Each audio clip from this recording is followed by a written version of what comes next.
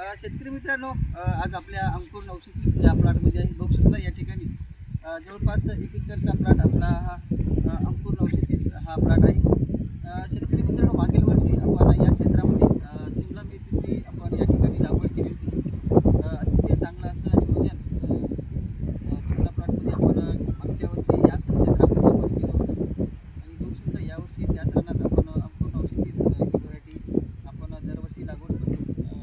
जवळपास 1 ते 6 महिन्याचा हा प्लॉट झालेला आहे. बघू शकता कशा प्रकारे अतिशय निरोगी असा हा प्लॉट आहे. बघू शकता शेतकरी मित्रांनो, बघू शकता अशा प्रकारे फुटवे निघताना दिसत आहे.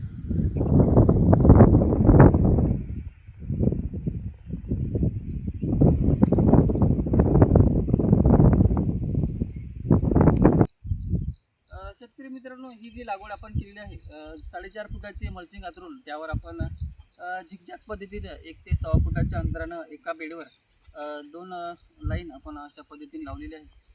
शेतकरी मित्रांनो, आपला जर मिरची प्लॉट जास्तीत जास्त तोडे आपल्याला घ्यायचे असेल तर त्याचं नियोजन चांगलं करणं गरजेचं आहे. त्यासाठी आपल्याला मिरची पिकाची बांधणी करणं गरजेचं आहे. मित्रांनो, मागील वर्षीचं आपलं मिरची प्लॉटचं नियोजन आहे जवळपास 10 महिने आपला हा अंकुर 930चा प्लॉट आहे.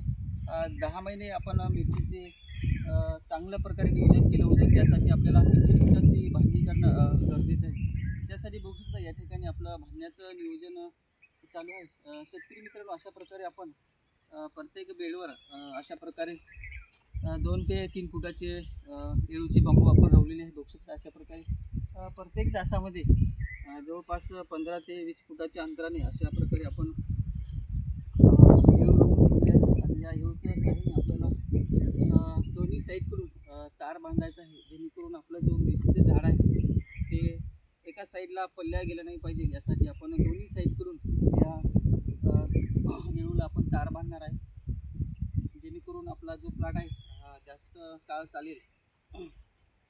शेतकरी मित्रांनो, मिरची पिकाचं नियोजन आपल्याला कसं वाटलं कॉमेंट करून नक्की सांगा. व्हिडिओ आवडल्यास व्हिडिओला लाईक करत चला व अधिक माहितीसाठी आपल्या चॅनेलला सबस्क्राईब पण करा.